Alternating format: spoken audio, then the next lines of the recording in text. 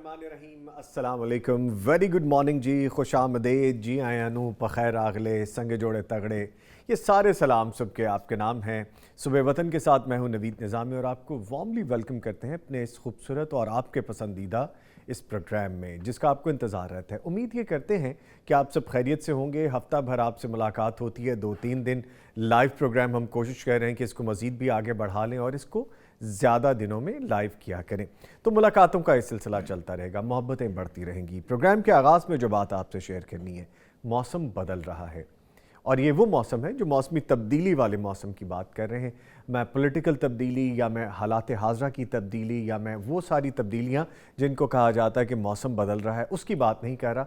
मैं हकीकी मौसम की बात कर रहा हूँ कि मौसम बदल रहा है, आप अपना भी ख्याल रखें, अपने इर्द गिर्द के लोगों का भी ख्याल रखें। ख़ास तौर पे जब जाती गर्मियाँ हों, जाती सर्दियाँ हों और ऐसे मौसमों में हम कुछ एहतियात नहीं करते, हम उसी रूटीन में चलते हैं तो फिर तबीयत नासाज होती है। जैसे आज मेरी भी नासाज है, हमारे सेट पे मौजूद बहुत से हमारे साथी हैं, उनकी भी ठीक नहीं है तबीयत, भट्टी साहब की भी तबीयत ठीक नहीं है। तो मामला ये है कि बुखार होना, मौसम का बदलना और एहतियात करना ये लाजिम व मलज़ूम है।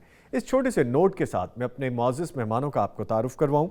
मेरे साथ मौजूद हैं कारी तलहा नसीम साहब, इनको वेलकम करेंगे। कारी साहब अस्सलाम वालेकुम। वालेकुम सलाम। खैरियत से हैं जी आप? अल्हम्दुलिल्लाह माशाल्लाह। इनके साथ मौजूद हैं आपकी जानी पहचानी शख्सियत मुफ्ती मौलाना मोहम्मद अजमल भट्टी साहब, फ़ाज़िल मदीना यूनिवर्सिटी हैं, हदीस और शरई इल्म के उस्ताद हैं, PhD स्कॉलर हैं, हर दिल अजीज़ शख्सियत के साथ साथ हंसती मुस्कुराती शख्सियत भी हैं। आज थोड़ी तबीयत नासाज है तो फिर भी आए हैं प्रोग्राम करने, इनको हम वेलकम करेंगे। सर अस्सलाम वालेकुम। वालेकुम अस्सलाम व रहमतुल्लाह। तबीयत कुछ बेहतर है? कुछ बेहतर अल्हम्दुलिल्लाह अल्हम्दुलिल्लाह। चले अल्लाह ताला मुकम्मल शफा याब करे जज़ाकुमुल्लाह खैर, बारकल्लाह। इंशाअल्लाह। नहीं जी, प्रोग्राम का फॉर्मेट आपको बताते चलें। तलावत कुरान करीम से आगाज़ किया जाता है, आज का वजीफ़ा आपको बताया जाता है, आपके जो सवालात हैं उनके जवाबात दिए जाते हैं और टॉपिक ऑफ द डे आज जो मौजू है, जो गुफ्तगू हम जिस पे करेंगे, मसला फ़लस्तीन और हमारी जो ज़िम्मेदारियाँ बनती हैं इस पे भी बात करेंगे। और मैं चाहूँगा, बल्कि आपको आगाह भी करूँगा कि हम आने वाले बहुत सारे प्रोग्राम अपनी इसी ज़िम्मेदारी पे अदा करेंगे कि हम मसला फ़लस्तीन पे बात करें, इस पे डेली बात करना ज़िम्मेदारी बन गई है। फिर इसके साथ हम फ़िज़िकल स्पोर्ट्स को जो कम होता रुझान अपने इर्द गिर्द देखते हैं उसको भी डिस्कस करेंगे, हम दोनात शामिल की जाएंगी। और फिर आज सेगमेंट है हेल्थ एंड फिटनेस के हवाले से, जिसमें स्किन केयर के हवाले से आपको आगाह किया जाएगा। आगाज़ करते हुए आपको बताऊं मैं कि जब हम बात करते हैं खेलों के हवाले से तो इमाम गज़ाली रहमतुल्लाह अलैह का फरमाना था कि बच्चों को खेलने के लिए थोड़ा सा वक्त डेली देना चाहिए, इससे उनकी जिस्मानी और जहनी नशोनुमा पॉजिटिवली आगे को बढ़ती है। लेकिन हम चूँकि जिस एरा में दाखिल हो चुके हैं, ये वो दौर है जब जिद्दत का दौर है, हर कोई एक दूसरे से आगे निकलने की दौड़ में है, तो हम अपने गैजेट्स में फंस के रह गए हैं, सोशल मीडिया में फंस के रह गए हैं, फ़िज़िकल एक्टिविटी से दूर हो गए हैं। गेम्स खेली तो जाती हैं लेकिन मोबाइल पे, लैपटॉप पे, कंप्यूटर्स पे या फिर टीवी पे ही दूसरे गैजेट लगा के खेले जाती हैं गेम्स। इन गेम्स को फ़िज़िकल करना बहुत ज़रूरी है। और जो फ़लस्तीन की सूरत हाल है, इसराइल ने बाकायदा अब जो ज़मीनी जंग के आगाज़ का ऐलान किया है और कहा है कि यहाँ से फ़लस्तीन के लोग माइग्रेट करें, निकलें इन जगहों से, उस पर भी बहुत तकलीफ़ दे मनाजिर हैं, बहुत सी वीडियोज़ हैं, बहुत सी बातें जो हमारे सामने आती हैं तो दिल खून के आंसू रोता है। इस पे बात करेंगे यकीनन, लेकिन अभी चलते हैं कारी साहब की जानिब। और कारी साहब, आपसे गुजारिश है तलावत कुरान करीम से आगाज़ कीजिए, फिर आगे बढ़ते हैं। अऊज़ु बिल्लाहि मिनश शैतानिर रजीम।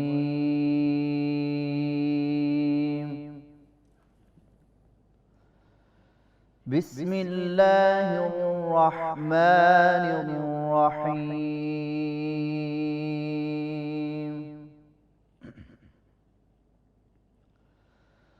वसीक़ الذين اتقوا ربهم إلى الجنة زمرا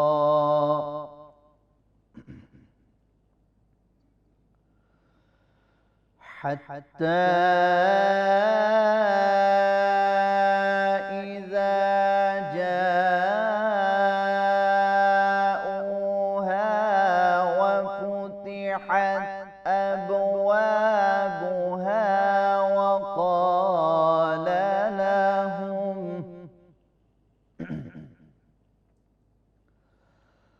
وقال لهم خزنتها سلام عليكم طبتم فادخلوها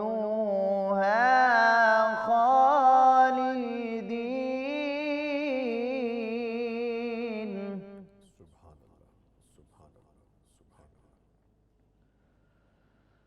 بسم الله الرحمن الرحيم.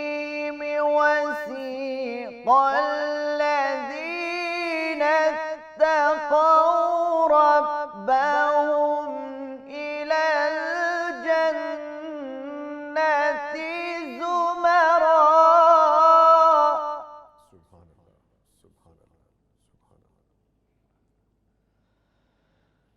حتى إذا جاءوها وفتحت أبوابها وقال لهم خزنتها سلام.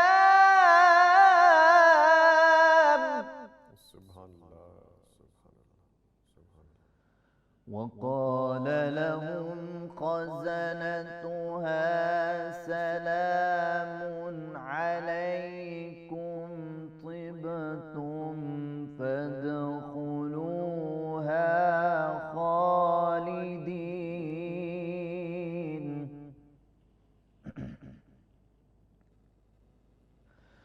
وقالوا الحمد لله الذي صدقنا وعده وأورثنا الأرض نتبوأ من الجنة حيث نشاء.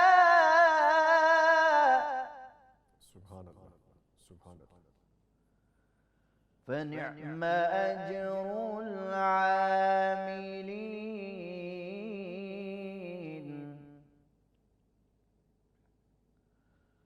وترى الملائكة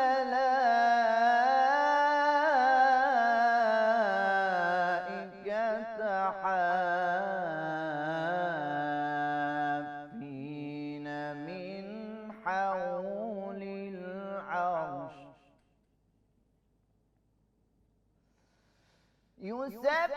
يسبحون بحمد ربهم وقضي بينهم بالحق وقيل الحمد لله رب العالمين. ما شاء الله ما شاء الله. وقيل الحمد لله رب العالمين.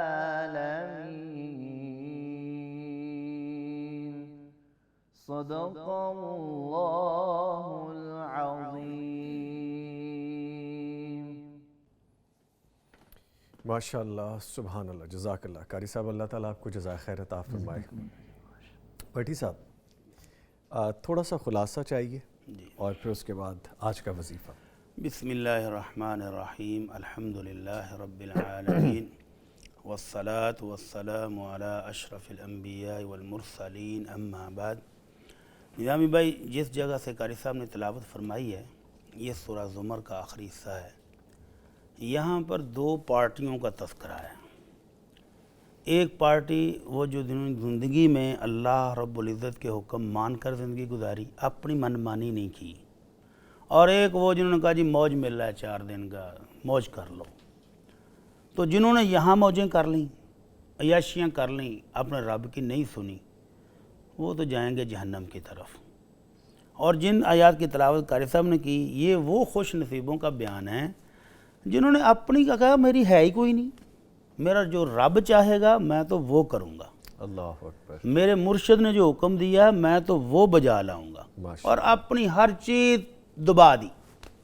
تو آج اللہ رب العزت فرما رہے ہیں کہ جب وہ جنت کی طرف جا رہے ہوں گے گروہ در گروہ پروٹوکول کے ساتھ فرشتے لے کر جا رہے ہوں گے باقاعدہ، اور جب جنت پر پہنچیں گے تو فرشتے ان کو باقاعدہ آ کر سلوٹ کریں گے اللہ کہ سلام ہے تم پر کہ بڑی خوبصورت زندگی گزار کے آئے ہو، آجو آج اللہ کی نعمتوں والی جنت میں داخل ہو جاؤ۔ تو پھر اس پر وہ اللہ کا شکر ادا کریں گے کہ دنیا کی زندگی میں مشکلات کس کی زندگی میں نہیں ہیں، مشکلات بھی آئیں، دکھ بھی آئے، پریشانیاں بھی آئیں، لیکن شکر ہے کہ وہ دنیا تو ختم ہو گئی اور یہ جو نہ ختم ہونے والی ہے اس میں ہم کامیاب ہو گئے ہیں۔ اللہ ہم سب کو یہ کامیابی نصیب فرمائے۔ آمین یا رب العالمین۔ تو آج کا جو وظیفہ ہے، دنیا میں ہم تجارت کرتے ہیں، بے شمار قسم کی تجارت، اور اس میں ہمارا مقصود ہوتا ہے کہ زیادہ سے زیادہ پرافٹ لے لیں۔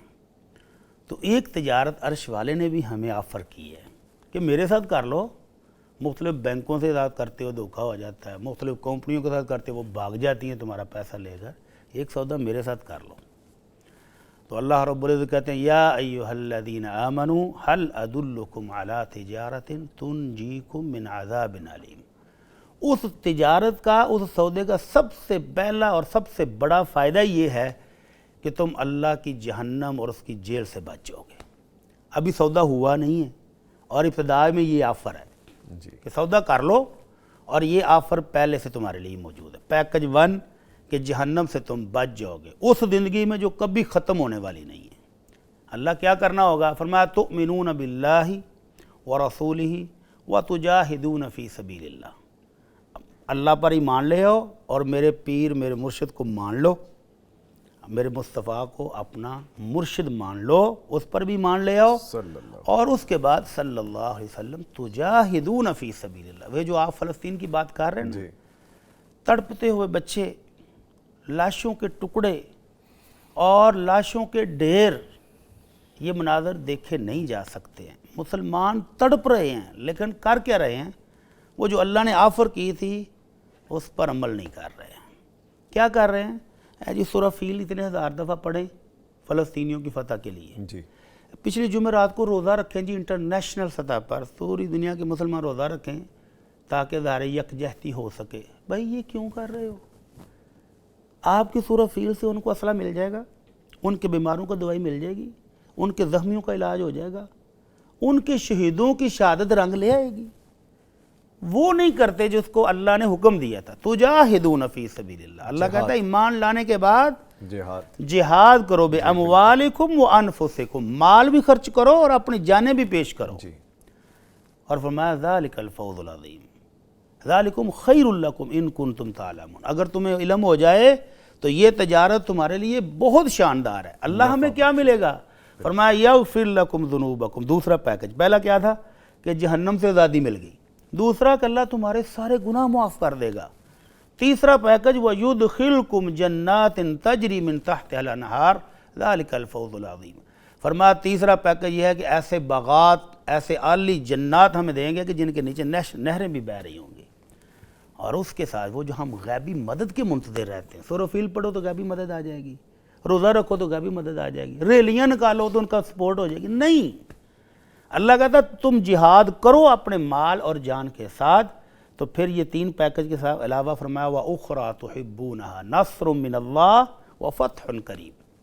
جب تم اپنے مال اور اپنی جان لے کر میدان جہاد میں پہنچ جاؤ گے تو پھر اللہ کی طرف سے نصرت بھی آئے گی، مدد بھی آئے گی، اور اللہ فتح یاب بھی فرمائے گا۔ جی تو اللہ سے دعا ہے کہ اللہ ہم مسلمانوں کو عملی جہاد کرنے کی توفیق عطا فرمائے، آمین یا رب العالمین۔ اپنے فلسطینی بھائیوں کی عملاً پریکٹیکل مدد کرنے کی توفیق عطا آمین یا رب فرمائے، العالمین۔ اور اللہ ان مظلوموں کو نجات عطا فرمائے، اللہ ان کے شہداء کی شہادت کو قبول فرمائے، اور زخمیوں کو شفائے کاملہ اجر عطا فرمائے۔ آمین۔ انٹرنیشنلی بھٹی صاحب جب ہم کوئی میسج دینا چاہتے ہیں، وہ آپ کی بات بالکل 100% میں متفق ہوں کہ جب اللہ نے جہاد کا حکم دے دیا تو پھر عمل ہے اس میں۔ جی عمل پریکٹیکل۔ جہاد کی بہت سی صورتیں ہیں، آپ جانتے ہیں، ہم سے بہتر جانتے ہیں۔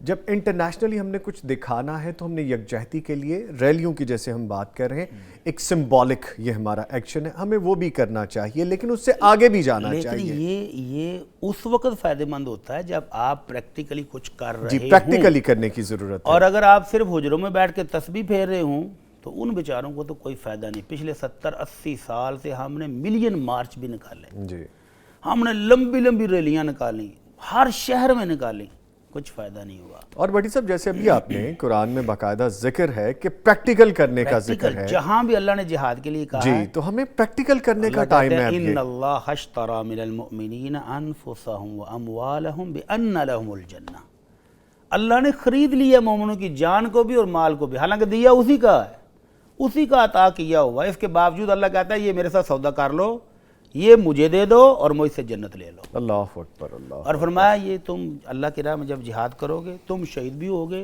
دوسروں کو مارو گے بھی، تو یہ اللہ کا وعدہ ہے تمہارے ساتھ، تورات میں بھی، انجیل میں بھی، قرآن میں بھی، اور سچا وعدہ ہے کہ جب تم یہ قربانیاں پیش کرو گے تو پھر اللہ تمہیں نصر و فتح بھی دے گا، غیبی مدد بھی دے گا۔ انشاءاللہ تعالیٰ، انشاءاللہ تعالیٰ۔ تو بات وہی ہے جی کہ اب پریکٹیکل کرنے کا وقت ہے، اور پریکٹیکل میں چاہے وہ ریلیاں ہوں، چاہے مذمت ہو، چاہے فزیکل جہاد میں شامل ہونا ہو، تو وہ ذمہ داری ہے وہ ادا کرنے کا وقت آ گیا ہے۔ اور یہ مسلمان چاہے فلسطین کے ہوں، کشمیر کے ہوں، بوسنیا کے ہوں، چیچنیا کے ہوں، برما کے ہوں، جہاں پہ بھی مسلمان مظالم کا شکار ہیں وہاں پہ اب عمل کرنے کا وقت ہے۔ بڑی صاحب اس پہ انشاءاللہ پھر بھی میں بات کروں گا اپنے نیکسٹ سیگمنٹ پہ، ابھی چونکہ ذمہ داری ہے سوالوں کے جواب دینے کی۔ جی بسم اللہ۔ تو پہلا سوال ہے کہ اسلامی شریعت کے مطابق زمین جائیداد کا مالک جب وفات پا جائے تو اس کی وراثت اللہ تعالیٰ کے حکم کے مطابق وارثان میں تقسیم کی جاتی ہے، لیکن اگر وہ مالک دنیاوی آرام و آسائش کی خاطر اپنی زندگی میں ہی ساری زمین جائیداد فروخت کر دے اور وارثان کو اس میں سے کوئی حصہ نہ دے اور ساری رقم خود ہی ہضم کر جائے اور ان کے لیے کچھ بھی نہ چھوڑے، تو کیا یہ ان کے وارثان کے ساتھ زیادتی نہیں ہوگی؟ اور اس بارے میں اللہ تعالیٰ اس سے زیادتی کا قیامت کے دن حساب نہیں لیں گے؟ قرآن و حدیث کی روشنی میں وضاحت فرمائیے۔ سبحان اللہ۔ معاشرے میں دونوں قسم کے سیمپل ہمارے سامنے ہیں۔ ایک طرف وہ والدین ہیں جو ساری زندگی اپنے بچوں کے لیے بہتر مستقبل کے لیے رات دن کوشش کرتے ہیں اور ان کے لیے دولت کے انبار بھی جمع کر جاتے ہیں، اور پھر اس وقت ہمیں دل کو چیرنے والی خبریں ملتی ہیں جب عیدی سینٹر میں ایک ارب پتی کی لاش پڑی ہوتی ہے اور وہ عیدی والوں کو پیسے دے جاتے ہیں کہ ہم جنازے میں بھی نہیں آئیں گے، تم خود ہی اس کو دفن کر دینا۔ اللہ اکبر، ایسی مثالیں بھی ہیں، اللہ۔ اور ایسی مثالیں بھی ہیں کہ والدین کے پاس بے تحاشا دولت ہے اور بچے سسک سسک کر زندگی گزار رہے ہیں۔ تو یہ دونوں طرفین ہی غلط ہے۔ درمیانی راہ کیا ہے کہ جب تک بچے چھوٹے ہیں، بچے بالغ نہیں ہوتے، تو والد پر یہ فریضہ ہے کہ وہ ان پر خرچ کرے گا۔ اللہ کے رسول صلی اللہ علیہ وسلم فرماتے ہیں کفا بالمرء اثما، اتنا گناہ بندے کی بربادی تباہی کے لیے کافی ہے کہ جن کا رزق، جن کا کھانا پینا اس کے ذمے تھا وہ ان کو نہ پہنچائے۔ تو والد کو یہ بہت بڑی وعید سنائی کہ تم نے خرچ کرنا ہے۔ البتہ جب وہ بالغ ہو گئے، اب وہ خود کمانے کے قابل ہو گئے، بچیوں کی شادیاں ہو گئیں، اپنے اپنے گھر میں ہیں، اب والد پر ان پر خرچ کرنا ضروری نہیں رہ گیا۔ یہ جو شکوہ ہے نا کہ اولاد والد کہتے ہیں انہوں نے سارا کچھ خود ہی کھا اڑا لیا، تو وہی اس کا مال تھا، اس کا حق ہے کہ وہ اپنی زندگی میں صحت کی حالت میں جہاں چاہے خرچ کر دے۔ آپ کی پرورش کی، پڑھایا لکھایا، آپ کو بالغ کر دیا، اب جائیں کمائیں اور کھائیں۔ اب اگر والد چھوڑتا ہے تو یہ اس کا احسان ہے، اگر وہ اپنی زندگی میں ختم کر دیتا ہے تو اس کا حق ہے۔ اللہ کے رسول صلی اللہ علیہ وسلم کے صحابی سعد بن ابی وقاص بیمار تھے، تو پوچھا اللہ کے نبی میری ایک ہی بیٹی ہے اور دولت بہت ہے، کیا میں اللہ کی راہ میں خرچ کر دوں، دے دوں کسی کو تحفے میں؟ تو آپ نے فرمایا نہیں۔ کہنے لگے تھوڑا بہت؟ آپ نے فرمایا تیسرا حصہ، 1/3 کی تم وصیت کر دو کہ یہ غریبوں میں بانٹ دی جائے، اور باقی اپنے دیگر ورثاء جس میں کزن ہوں گے، چچا داد بھائی ادھر ادھر کے، تو ان کے لیے چھوڑ جاؤ۔ فرمایا انتظر ورثتک اغنیا خیر، کیوں تم اپنے وارثوں کو مالدار چھوڑ جاؤ تو یہ اس سے بہتر ہے کہ وہ تمہارے بعد غریب ہوں اور لوگوں سے ہاتھ پھیلا کر مانگتے پھریں۔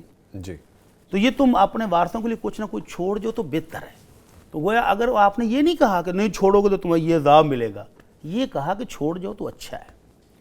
اسی طرح کعب بن مالک کے صحابی ہیں، وہ غزوہ تبوک میں پیچھے رہ گئے تھے جان بوجھ کر، سستی ہو گئی نہیں گئے، تو بطور سزا ان کے 50 دن مسلمانوں نے بائیکاٹ کیا۔ جب ان کی توبہ قبول ہوئی نا تو وہ خوش ہو کر کہنے لگے اللہ کے نبی صلی اللہ علیہ وسلم میرا سارا باغ، میری جتنی جائیداد ہے نا، میں اللہ کی راہ میں دینا چاہتا ہوں تاکہ میری توبہ پکی ہو جائے۔ تو آپ نے فرمایا امسک علیک بعض مالی، تھوڑا سا مال رکھ بھی لو اپنی ضرورتوں کے لیے بھی، تو باقی دے دو۔ تو اس کا مطلب کیا ہوا کہ جو مالک ہے اس کو اللہ نے اور اس کے رسول نے اختیار دیا ہے وہ جہاں مرضی خرچ کرے، اپنی زندگی میں وہ ٹوٹلی اختیار رکھتا ہے کہ وہ جہاں مرضی خرچ کرے، ٹھیک جو بچے گا وہ بچوں میں تقسیم ہوگا۔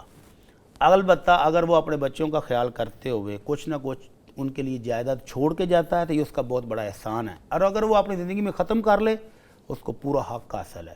اور پھر ایسی اولادیں بھی جو مال کے لیے ہی والدین کے ساتھ ہیں، باقی مال نہیں ہے تو پھر نہیں ہے، تو ایسی صورتحال میں کچھ والدین ایسا کرتے بھی ہیں، میرے علم میں ہیں ایسی مثالیں کہ انہوں نے کہا کہ بچے پوچھتے ہی نہیں ہیں، سلام لینے کے روادار نہیں ہیں، تو ایسی اولاد کو میں جائیداد کیوں دے کے جاؤں، انہوں نے بیچی اور وہ اپنے استعمال میں لاتے رہے، اور جو تھوڑی بہت بچی وہ کسی کو گفٹ کر گئے، چلو فارغ۔ تو والدین اور اولاد دونوں کا اگر آپس میں پیار ہے، والدین کی خدمت کر رہے ہیں، تو کون والدین ہے جو بچوں کے لیے نہیں چھوڑ کے جانا چاہتا؟ لیکن اگر بچے ہی والدین کی عزت نہ کریں، ان کی خدمت نہ کریں، ان کے ساتھ تعلق ہی کوئی نہیں سوائے جائیداد کے، تو پھر تھوڑا سا رویہ ان کو ٹھیک بھی ہے۔ اپنا اچھا بٹی صاحب، اس میں ایک چیز اور بھی ایڈ کر لیں کہ ہم نے تو معاشرے میں یہ بھی دیکھا ہے کہ والدین کے ساتھ باقاعدہ جبر، ظلم، زیادتی کی جاتی ابھی ہے کچھ دن پہلے کہ جی ہمیں دو، یہ ہمارا حق ہے۔ والدین کی زندگی میں اولاد کا کوئی حق نہیں ہے، جب تک والد زندہ ہے پراپرٹی اس کی ہے، تو اولاد کا کوئی قطعاً کوئی حصہ نہیں، والد ہو یا والدہ، دونوں میں سے۔ یہ جو ہم دیکھتے ہیں نا بچے والدین کو پیٹ رہے ہیں، ظلم کر رہے ہیں کہ جی ہمیں ہمارا حصہ دیں، بھئی کون سا حصہ؟ تم ہیں کون؟ اللہ ابھی تو تم خود ان والدین کے ہو جو تم ماننے کے لیے تیار نہیں ہو۔ اللہ اکبر۔ تو یہ وراثت اس وقت ہوگی جب یہ بزرگ دنیا سے چلے جائیں، اگر کوئی پراپرٹی چھوڑیں گے تو وہ وراثت ہوگی، اور اگر وہ اپنی زندگی میں کھا لیا، استعمال کر لیا، تو وہ ختم، کوئی باؤنڈ نہیں ہے، وہ کوئی نہیں، پابند کوئی نہیں۔ پابند ٹھیک ہے۔ اچھا سر، آگے ایک کوشچن ہے، پوچھا جاتا ہے کہ مجھے معلوم کرنا ہے کہ ان اوقات میں نفلی نماز ادا کرنا جائز نہیں ہے، مجھے مکمل تفصیل درکار ہے۔ ہاں جی، مکمل تفصیل نبی رحمت صلی اللہ علیہ وسلم نے بیان فرما دی ہے۔ فرمایا ثلاث ساعات، صحابی رسول حضرت عقبہ کہتے ہیں رضی اللہ عنہ کہ اللہ کے نبی 3 ایسے اوقات ہیں ینہانا ان نصلی فیہن او ان نقبر فیہن موتانا، کہ 3 اوقات میں اللہ کے نبی نے ہمیں مردوں کو دفن کرنے سے اور نماز پڑھنے سے منع کیا ہے۔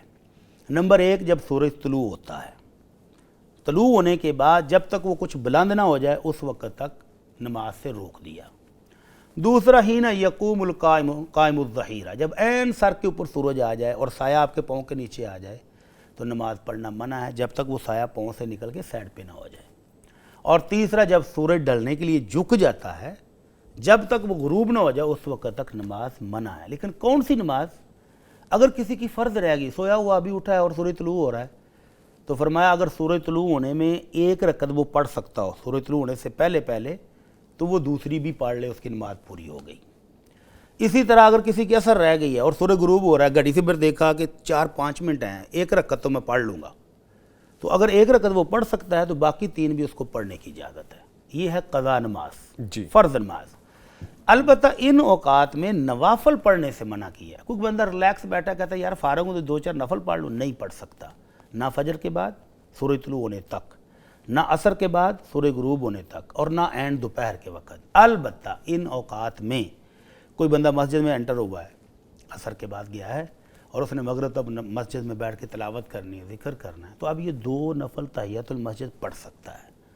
اسی وقت میں اس نے طواف کیا ہے بیت اللہ کا اور طواف کی 2 رکعتیں پڑھنی ہیں، تو وہ عصر کے بعد 2 رکعتیں وہ بھی پڑھ سکتا ہے۔ تو یعنی ایسی کوئی نماز جس کی کوئی سبب، کوئی لاجک پیچھے موجود ہو، وہ پڑھ سکتے ہیں۔ اور عام روٹین کے نفل کی میرا دل کر رہا ہے میں 20 رکعت پڑھوں گا، 10 پڑھوں گا، تو وہ ان 3 اوقات میں پڑھنا منع ہے، اور باقی سارا وقت جو ہے وہ نوافل پڑھنے کا ہے، جب چاہیں پڑھ لیں۔ ٹھیک ہے سر، آگے کوشچن ہے ایک، وہ بھی شامل کر لیتے ہیں۔ پوچھتے ہیں مسجد سے متصل گھر میں عورت کا مسجد کی جماعت کے ساتھ نماز با جماعت ادا کرنا کیسا ہے، اور یہ کہ اگر وہ ایسا نہیں کر سکتی تو کیا جماعت کی آواز آ رہی ہو تو اسی حالت میں وہ گھر میں تنہا نماز ادا کر سکتی ہے؟ ہاں جی، اس کی 2 صورتیں ہیں۔ ایک یہ ہے کہ مسجد فل ہو جائے جی، اور صفیں جو ہیں وہ متصل گھر میں بھی چلی جائیں، جی، تو اب وہ جماعت کے ساتھ مل کے پڑھ لیں۔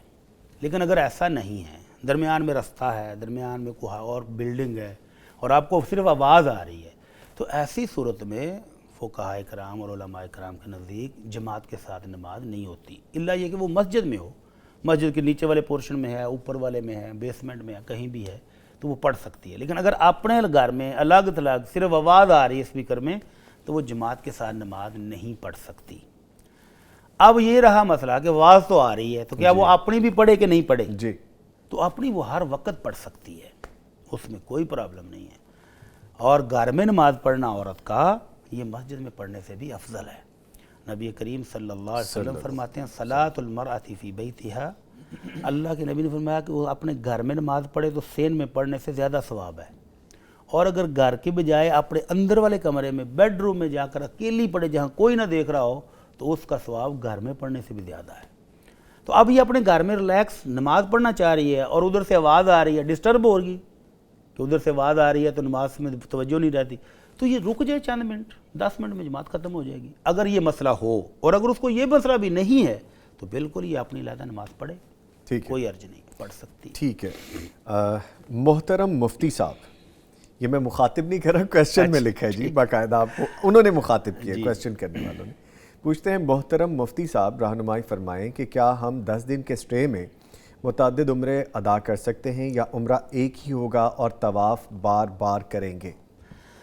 یہ جو ہمارے ہاں ٹرینڈ چل پڑا ہے نا زیادہ عمرے کرنے کا، جی، اور پھر واپس آ کر ہم بتاتے ہیں میں تو اتنے کر کے آیا ہوں، تو وہ جو جانے والا کہتا ہے 6000 کاٹتے میں توڑ کے ہی آؤں گا، اچھا، تو یہ سنت سے ثابت نہیں ہے۔ عمرے کا ثواب بہت ہے، نبی رحمت صلی اللہ علیہ وسلم فرماتے ہیں العمرۃ الی العمرہ کفارۃ لما بینہما، آپ نے ایک عمرہ کیا تو پچھلے عمرے سے لے کر اس عمرے تک جتنی غلطیاں کوتاہیاں تھیں وہ اللہ کی رحمت سے معاف ہو جائیں گی۔ والحج المبرور لیس لہ جزاء الا الجنہ، اور حج مبرور کی جزا تو فرمایا ہے ہی جنت۔ اب یہ ثواب تو عمرے سے ملتا ہے، لیکن کیا ہم مکہ میں ہوٹل سے احرام باندھیں، مسجد عائشہ پر جائیں، جیرانہ جائیں، طائف چلے جائیں اور وہاں سے پھر واپس آ کر دن میں 10 عمرے، تو کیا وہ عمرہ ہوگا؟ ایک عمرہ نبی رحمت صلی اللہ علیہ وسلم کی سنت کے مطابق عبادت سمجھ کر اور اپنی روح کو سیراب کرنے کے لیے آپ وہاں پر اذکار کریں، دعائیں کریں، تو آپ کی روح بھی سیر ہو جائے گی، آپ کا جسم بھی سیر ہو جائے گا، دوسرے کی چاہت ہی نہیں رہے گی۔ اور یہ جو روزانہ 10 عمرے کر رہے ہیں تو وہ بھائی وہ تو ریسلنگ کر رہے ہیں، ایکسرسائز کر رہے ہیں، دوڑ لگا رہے ہیں، میراتھن میں شامل ہیں، عمرہ تو نہیں ہوتا۔ میں نے دیکھا لوگ بھاگ رہے ہیں، تو بھاگم بھاگ کوئی عمرہ نہیں ہوتا ہے۔ اور پھر کیا اس کو جائز قرار دیا جا سکتا ہے؟ وہ کہتے ہیں دیکھیں جی اتنا سفر کر کے گئے ہیں، بھائی کبھی اللہ کے نبی کا سفر بھی تو دیکھو صلی اللہ علیہ وسلم، 500 کلومیٹر، ابھی جہاز میں بیٹھے 4 گھنٹے میں وہ جدے اتار دیتا ہے، اور آپ جب مدینہ سے چلے تھے تو 8 دن میں مکہ پہنچے تھے، اور پھر پیدل، کبھی سواری پر، کبھی گرمی، کبھی سردی، تو کیا آپ کو زیادہ عمروں کی ضرورت نہیں تھی؟ اللہ کے نبی صلی اللہ علیہ وسلم سے 4 عمرے پوری زندگی میں ثابت ہیں، اور 13 سال نبوت کے بعد آپ مکہ میں بھی رہے ہیں، کوئی ایک بھی عمرہ نہیں۔ آپ کا دل نہیں کرتا تھا کہ آپ باہر جائیں حدود حرم سے اور واپس آ کر، اچھا چلیں اس کے پہلے تو نہیں ہوا، جب آپ سپیشل مدینہ سے مکہ آئے ہیں عمرہ کرنے، اتنا سفر لمبا کر کے، کسی ایک صحابی نے بھی یہ ضرورت محسوس نہیں کی یار اتنا سفر کر کے آئے تو 2-4 تو کر لئیے، کسی ایک نے بھی نہیں کیا۔ اور پھر حافظ ابن قیم رحمہ اللہ فرماتے ہیں کہ اللہ کے نبی صلی اللہ علیہ وسلم کی زندگی میں ایک بار بھی ایسا موقع نہیں ہے کہ آپ نے مکہ میں رہائش رکھتے ہوئے آپ سپیشل باہر گئے ہوں کہ میں نے واپس آ کے عمرہ کرنا ہے، ایسا نہیں ہے۔ جب بھی آپ باہر سے آئے ہیں سفر کر کے تب آپ نے 4 عمرے کی ہیں پوری زندگی میں۔ تو اس لیے ان بھائیوں کو چاہیے کہ وہاں بیٹھ کر طواف کریں، نوافل پڑھیں، دعائیں کریں، قرآن کی تلاوت کریں اور اپنی روح کو سیراب کر کے آئیں، کوئی عرض نہیں۔